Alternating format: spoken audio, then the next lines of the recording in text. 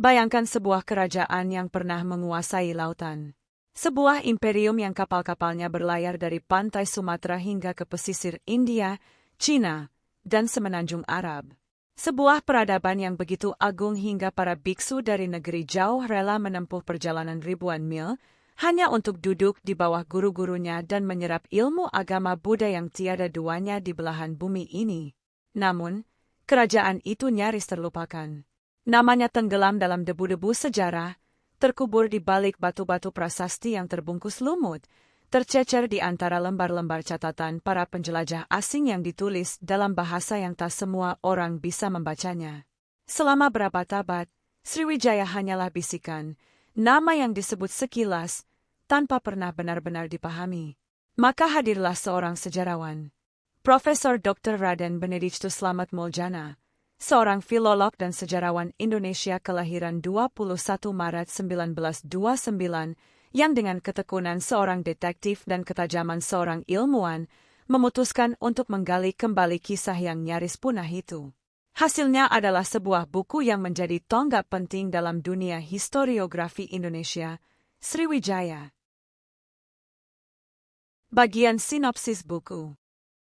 Ketika sejarah mulai dibongkar, minimnya riset sejarah terhadap keberadaan Sriwijaya dapat dimaklumi, mengingat dokumentasi sejarah pada masa lampau yang masih langka dan mengandalkan bahan-bahan yang terbatas. Disinilah Slamet Muljana memulai kisahnya, bukan dengan sebuah jawaban, melainkan dengan sebuah pertanyaan besar. Siapa sebenarnya Sriwijaya, dan di mana ia berdiri? Buku ini dibuka dengan rekonstruksi historiografi, sebuah perjalanan intelektual yang menelusuri bagaimana para sarjana dari berbagai penjuru dunia perlahan-lahan mulai menemukan dan menyusun kembali kepingan-kepingan sejarah Sriwijaya. Nama Sriwijaya timbul lagi dalam sejarah berkat penemuan Profesor George Coedes. Sejak itu, nama Sriwijaya menjadi sangat masyhur. Penyelidikan lebih lanjut masih terus-menerus dilakukan untuk mencari penjelasan mengenai hal-hal yang masih kabur. Slamet Muljana tidak berdiri di tepi dan menonton debat itu dari kejauhan. Ia terjun langsung, mengkritisi, menguji, dan memverifikasi satu persatu klaim yang telah diajukan oleh para pendahulunya. Dengan penguasaan atas bahasa-bahasa sumber yang sudah sangat dikuasainya, Slamet Muljana menguji akurasi penemuan-penemuan sebelumnya yang masih berupa hipotesis dan belum cukup meyakinkan. Disinilah kita melihat karakter utama buku ini, bukan sekadar narasi, melainkan sebuah investigasi sejarah yang serius, kritis, dan metodologis. Slamet Muljana mengajak pembacanya bukan hanya untuk tahu apa yang terjadi, tapi juga untuk memahami bagaimana kita bisa tahu dan mengapa kita harus bersikap hati-hati terhadap setiap klaim historis yang terlalu mudah diterima begitu saja. Lahirnya sebuah kerajaan. Lalu tibalah kita pada bagian yang paling dramatis, awal mula berdirinya Sriwijaya. Dalam prasasti Kedukan Bukit, dikisahkan bahwa Dapunta Hyang membawa 20.000 bala tentara dalam rombongannya untuk menaklukkan beberapa wilayah dalam ekspedisi yang dikenal dengan sebutan Perjalanan Suci atau Mangalapsidayatra. Bayangkan pemandangan itu, ribuan perahu membelah perairan Sumatera, panji-panji berkibar di bawah angin musim, dan di haluan kapal terbesar berdiri seorang raja, Dapunta Hyang Srijayanasa, yang membawa mimpi tentang sebuah kerajaan baru. Setelah ditafsirkan, isi prasasti Kedukan Bukit memuat informasi bahwa pada 23 April 682, Raja Sriwijaya yang bergelar Dapunta Hyang naik perahu dari suatu tempat untuk bergabung bersama tentaranya yang baru saja menaklukkan Minanga. Ini bukan sekadar perjalanan militer biasa, ini adalah momen kelahiran sebuah kekuatan baru yang akan mengubah wajah Asia Tenggara untuk berabad-abad ke depan. Selain melakukan penaklukan wilayah, Dapunta Hyang Srijayanasa juga memerintahkan membuat taman. Hal ini tercantum dalam prasasti Talang Tuo, yang ditemukan di daerah kaki Bukit Seguntang, dekat Palembang. Isi prasasti ini menceritakan tentang pembangunan Taman Srikshetra oleh Srijayanasa untuk kesejahteraan semua makhluk. Ini adalah detail yang mengagumkan dan kerap luput dari perhatian. Di tengah ekspansi militer yang gemilang, sang raja masih menyempatkan diri membangun sebuah taman bukan untuk kesenangan pribadi, melainkan untuk kesejahteraan semua makhluk. Ini berbicara banyak tentang karakter peradaban yang sedang lahir. Sebuah kerajaan yang memahami bahwa kekuatan pedang saja tidak cukup untuk membangun sebuah imperium yang langgeng. Slamet Muljana menggali semua prasasti ini dengan teliti, menerjemahkan baris demi baris, menafsirkan kata demi kata. Menurut Slamet Muljana, Kedatuan Sriwijaya selamanya beribu kota di Palembang dan tidak pernah berpindah-pindah. Ini adalah salah satu tesis penting yang ia pertahankan dalam buku ini, di tengah perdebatan para sarjana yang masih sengit. Pusat kekuasaan dan sumber perdebatan. Lokasi pemerintahan Sriwijaya masih menjadi perdebatan, berada di antara Palembang atau Jambi. Dan perdebatan ini bukan hal sepele. Disinilah Slamet Muljana menunjukkan kehebatannya sebagai seorang ilmuwan. Ia tidak memilih sisi hanya karena satu pihak terdengar lebih meyakinkan. Ia mengumpulkan bukti, menimbangnya satu persatu, lalu menarik kesimpulan yang didukung oleh argumen akademis yang kokoh. Pada awalnya, Sriwijaya hanyalah sebuah kerajaan kecil yang berpusat di sekitar Palembang. Namun berkat letaknya yang strategis di jalur perdagangan maritim antara India dan Tiongkok, kerajaan ini berkembang pesat. Letak geografis adalah kunci, dan Slamet Muljana memahami ini dengan sangat baik. Ia menjelaskan bagaimana posisi Palembang di tepi Sungai Musi, yang mengalir ke Selat Bangka dan terus ke Selat Malaka, menjadikannya pelabuhan alam yang nyaris sempurna. Rekonstruksi sejarah Sriwijaya dalam buku ini didasarkan pada berbagai sumber sejarah seperti prasasti dan catatan Tiongkok. Slamet Muljana tidak hanya mengandalkan satu jenis sumber, ia merajut bersama berbagai jenis bukti, prasasti-prasasti dalam bahasa Melayu kuno dan Sanskerta, catatan perjalanan para pendeta Tiongkok, laporan duta-duta diplomatik dari berbagai kerajaan, hingga temuan-temuan arkeologis yang tersebar di berbagai lokasi. Pengetahuan kita tentang Sriwijaya didasarkan pada tinggalan bangunan atau candi, batu bersurat atau prasasti, catatan dari Tiongkok, India, dan Arab, serta kajian para sarjana orientalis. Ini adalah gambaran tentang betapa kompleksnya tugas yang diemban oleh Slamet Muljana. Ia harus menjadi seorang ahli bahasa, arkeolog, sejarawan, dan diplomat akademis sekaligus, membaca sumber-sumber dalam berbagai bahasa, dari berbagai peradaban, dan menyatukannya menjadi sebuah narasi yang koheren. Poros dunia di Selat Malaka. Di jantung buku ini terdapat sebuah kisah tentang kejayaan yang luar biasa. Sriwijaya berhasil menguasai Selat Malaka, salah satu jalur perdagangan terpenting di dunia pada masa itu. Masa kejayaan Sriwijaya berlangsung selama beberapa abad, dimulai dari abad ke-8 hingga ke-12 Masehi. Selat Malaka bukan sekadar perairan biasa, ia adalah urat nadi perdagangan dunia di era itu. Siapa yang menguasai selat ini, menguasai aliran emas, rempah, sutra, dan porselen antara timur dan barat. Dan Sriwijaya menguasainya, bukan hanya dengan kekuatan armada perangnya, tetapi juga dengan kecerdasan diplomasi dan kecanggihan sistem ekonomi yang dibangunnya. Sriwijaya berhasil memperluas wilayah kekuasaannya hingga meliputi sebagian besar Sumatera, Jawa bagian barat, Semenanjung Malaya, dan sebagian Kalimantan. Kerajaan ini juga menjalin hubungan diplomatik dengan kerajaan-kerajaan lain di Asia Tenggara, India, dan Tiongkok. Slamet Muljana mengurai bagaimana jaringan kekuasaan ini bekerja. Ini bukan sebuah imperium yang dibangun di atas ketakutan semata. Sriwijaya memahami seni membuat orang mau tunduk, bukan sekadar terpaksa tunduk. Para pedagang dari berbagai penjuru dunia datang bukan karena dipaksa, melainkan karena Sriwijaya menawarkan keamanan, kepastian hukum, dan keuntungan yang nyata. Ada catatan hubungan kerajaan Sriwijaya dengan Tiongkok yang dianalisis secara mendalam oleh Slamet Muljana. Hubungan dengan Tiongkok adalah salah satu pilar utama kejayaan Sriwijaya, sebuah hubungan yang bersifat diplomatik sekaligus komersial, dilandasi oleh rasa saling menghormati dan kepentingan bersama yang menguntungkan kedua belah pihak. Sriwijaya sebagai pusat ilmu dan agama Buddha. Namun kejayaan Sriwijaya bukan hanya tentang emas dan rempah. Ada sesuatu yang jauh lebih luhur yang membuat nama kerajaan ini harum hingga ke seluruh Asia.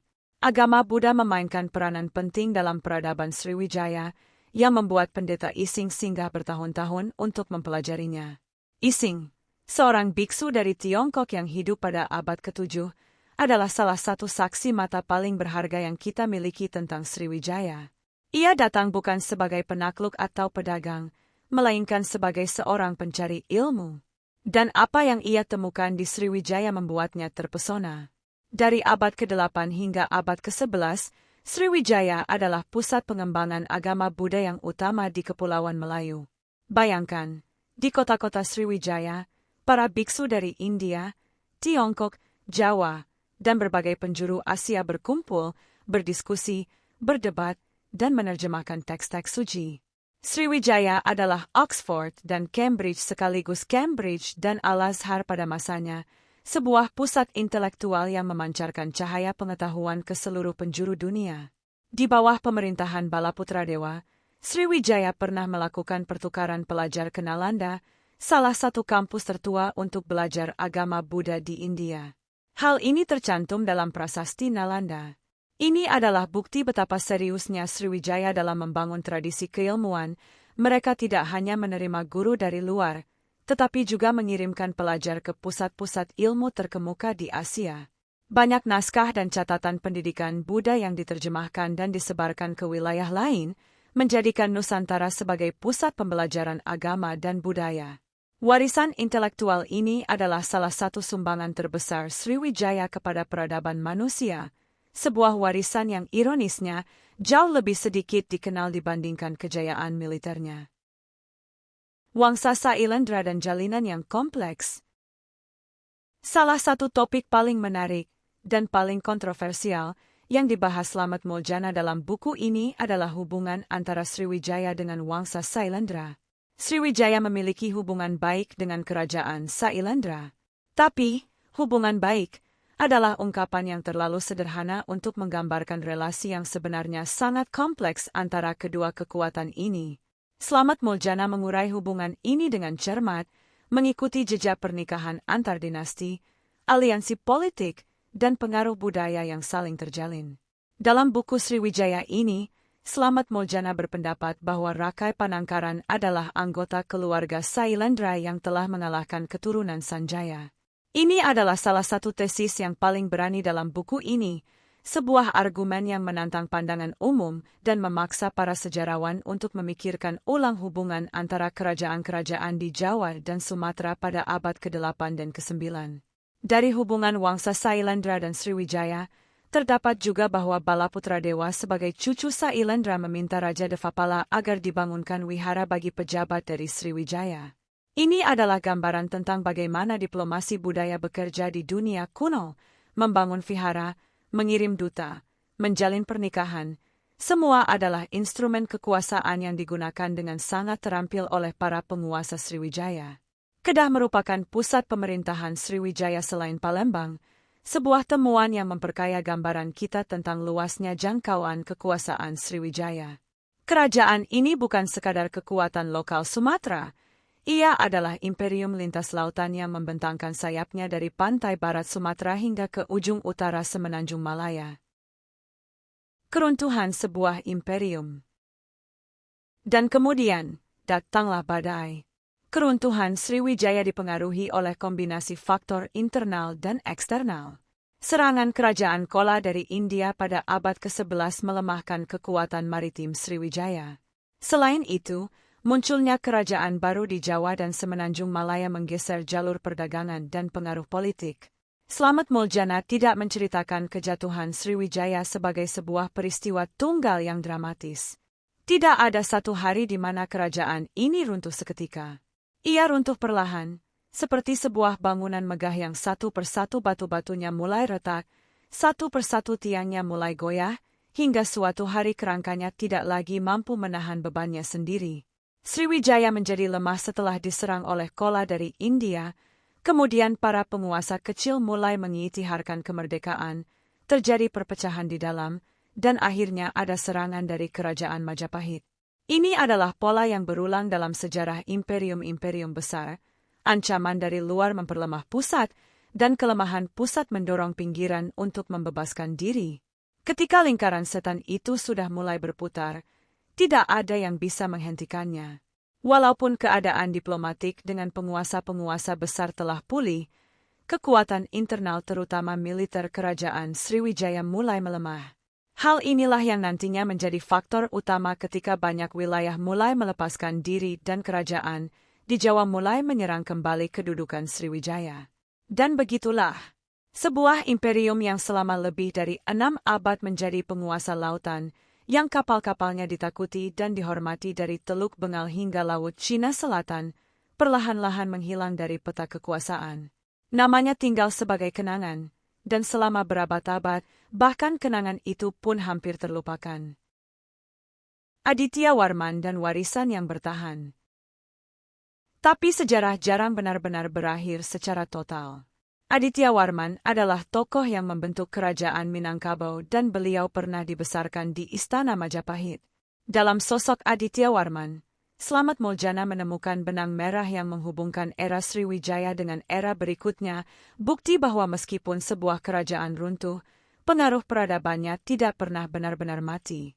Minangkabau mewarisi sebagian DNA budaya Sriwijaya. Tradisi maritim, kecintaan pada perdagangan, jaringan sosial yang kuat, semua ini menjadi bagian dari identitas yang terus hidup, meskipun nama Sriwijaya sendiri sudah lama tenggelam. Meskipun begitu, warisan budaya dan agama Sriwijaya tetap hidup melalui penyebaran ajaran Buddha dan tradisi maritim Nusantara. Situs-situs bersejarah seperti Candi Muara Takus dan Prasasti Kedukan Bukit menjadi bukti kejayaan Sriwijaya. Mengapa buku ini penting? Pada akhirnya, Sriwijaya karya Slamet Muljana bukan sekadar buku sejarah. Ia adalah sebuah manifesto tentang pentingnya memahami diri sendiri melalui masa lalu. Sejarah Sriwijaya, kerajaan maritim terbesar di tanah Sumatera, sejak lama terkubur dalam berbagai prasasti dan piagam peninggalan masa lalu. Belum banyak penggalian sejarah yang dilakukan. Padahal, inilah pusat lalu lintas niaga yang paling tua sekaligus salah satu bukti paling kuat bahwa bangsa Melayu Nusantara pernah berdiri sejajar, bahkan melampaui peradaban-peradaban besar lainnya di dunia. Sriwijaya mencapai kejayaan berkat kekayaan laut dan keterbukaannya kepada dunia luar. Ia jadi saksi bisu pergerakan arus global yang merambah masuk ke pelataran Nusantara. Slamet Muljana menulis buku ini bukan untuk bangga-banggaan. Ia menulisnya karena ia percaya bahwa sebuah bangsa yang tidak mengenal sejarahnya sendiri adalah bangsa yang mudah kehilangan arah. Sriwijaya bukan hanya tentang masa lalu, ia adalah cermin yang memantulkan pertanyaan tentang siapa kita, dari mana kita berasal, dan kemana kita seharusnya menuju. Di tangan Slamet Muljana, batu-batu prasasti yang bisu mendapat suaranya kembali. Nama-nama raja yang terlupakan hidup lagi. Dan Sriwijaya, yang hampir tenggelam selamanya dalam keheningan sejarah, akhirnya berdiri kembali, megah dan mewah, tepat di depan mata kita. Inilah kisah yang sudah lama menunggu untuk diceritakan. Dan Slamet Muljana adalah orang yang memilih untuk menceritakannya.